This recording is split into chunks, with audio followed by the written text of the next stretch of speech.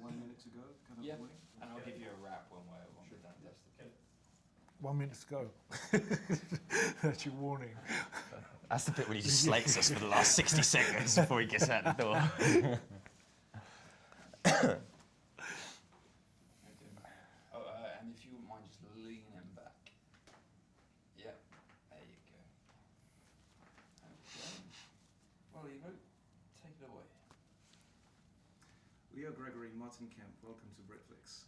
Thank you. Thank you. Thanks for having us.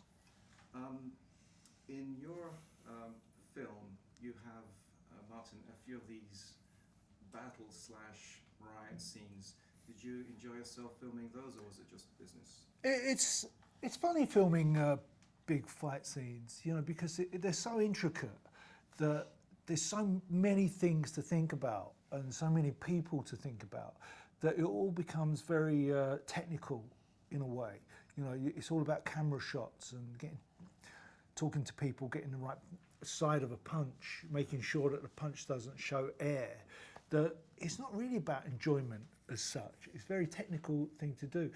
My enjoyment, if you ask, absolutely comes from watching two great actors, watching Leo on set with Lorraine, and putting the two of them together. Then, and I sit back and I watch the monitor, and that's when I get enjoyment.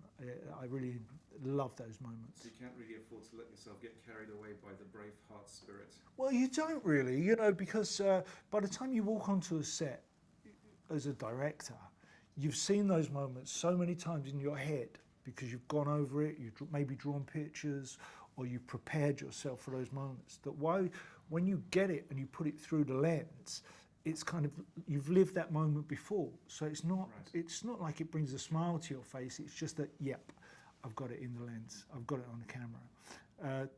Like I say, my enjoyment comes from watching two great actors. Yeah, the thing with those kind of scenes is, and I've done a few of them in different films, is invariably when you've got a lot of extras and they've come down for this particular scene, they've come down and they've been looking forward to it for maybe a week, 2 weeks, 3 weeks, and their whole energy is, I'm coming down to London to have a big fight.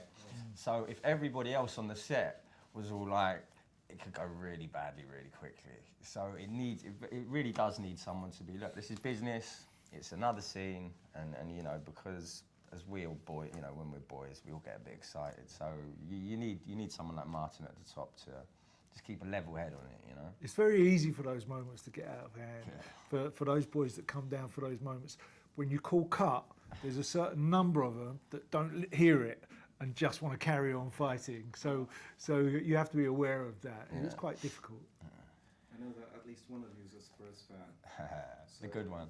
Whether there was any football rivalry on set? No, we were lucky this season because both our teams were doing rubbish. Yeah. So we were quite lucky. And there wasn't a derby game while we were shooting. And to be brutally honest with you, I don't think we had the energy for any of that stuff. We were just like so tired and so focused on making the film that, I think if it was one of those films where we had lots of downtime and stuff like that, there'd be time for that banter. But no, it was literally scene done, next scene, next scene, next scene. Yeah. Now, Leo, on this project, you're also a producer. What made you decide to want to take your involvement to the next level? The control freak in me. No, I've always wanted to be a part of the process, you know, from the embryonic stage. And I was lucky enough for that to manifest with this by virtue of me knowing Dougie for a long time since Green Street. We met, he had this book he wanted to adapt to a script. We met with Jonathan Southcott, who luckily put us in touch with Martin. And it was just really nice for myself and Martin, I mean, and Jonathan as well, but I think for myself and Martin, what I really loved was the casting process. Because, you know, I could bring in some friends who I knew were good, and Martin would direct them amazingly, and you know, yes, no, and so being a part of that process, really, I really found it enjoyable. Something I definitely want to do again. And yeah, I mean, it's just, you know, I guess it's kind of leaving less to chance, if you will. It's great working with anybody, working with a producer that wants to collaborate on ideas. You know, I've worked with so many in the past where it's closed, and they say this is who we want, this is who we've got, and this is how you're going to make the film. It's great working with anybody who wants to share dramatic ideas, artistic ideas. Yeah. Just touching briefly on the casting process, you've got some great faces in your movie.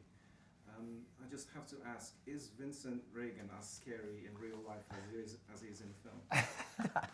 Vincent, it's weird, isn't it? Vincent is the nicest man. Yeah. He is the nicest man. But it's something that we spoke about earlier, you know, that I believe that we all have this box inside us that says the dark side of us, but we all keep it closed. It's only actors that are allowed to open it up, have a look what's inside, and experience it, and then put the lid back on. Yeah. Everybody else has to go through the whole of life with the lid on. Well, your film is all about the dark side, really, accessing that. In the script-to-screen process, did you find there were elements where you needed to shift the focus away from the book? Were there any key differences between the script, the film, and the book? No, I think when we took the film on, what I wanted to do was bring out the family element much more. I wanted to take it away from just being about the boys and making a kick and tell movie, and making something that we've all seen before. You know, I wanted to take it much more in the home. There was a moment in the original Hooligan film called The Firm, you know, with Gary Oldman, where the baby gets left upstairs and he cuts himself on a Stanley knife that Gary Oldman's left behind, you know. And I wanted to take that seed and implant it firmly within Top Dog to show what happens to the family, the effects of that violence when the boys go out. Leo, question for you. Do you find it's very different being directed by somebody who's also an actor? Very difficult, did you say? Different. Only different in the best possible ways. Yeah, I mean, the best directors that I've worked with, and I'd certainly put Martin firmly in that list, are previous actors, or still actors, you know, in Martin's case.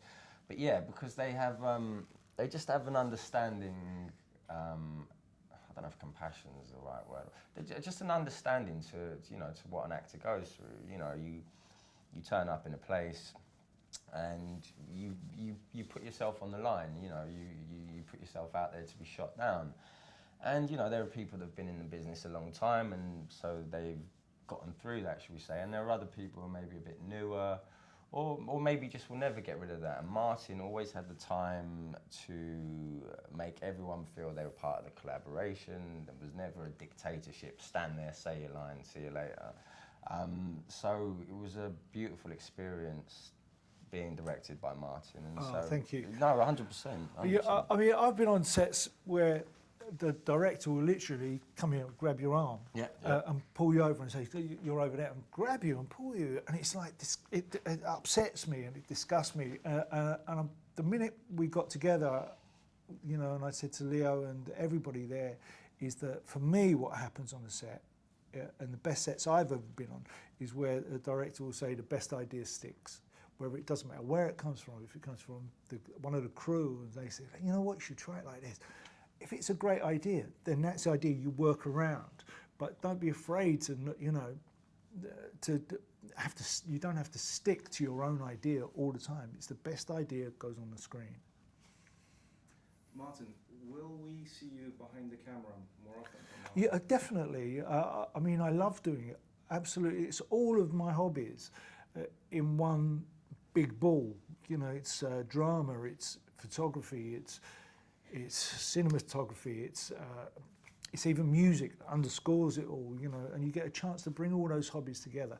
But, you know, even directing for me is, it's not a job, it's a hobby. And sometimes you're lucky enough to make a couple of quid out of it, sometimes you don't. But everything I do in my life is my hobby, and I would love to do it again. I like that. Everything I do in my life is my hobby. That's cool. It's an excellent place to be. Okay, Leo, Martin, thank you very much. Great. Thank you very much. Thank you, Thanks, Ivo.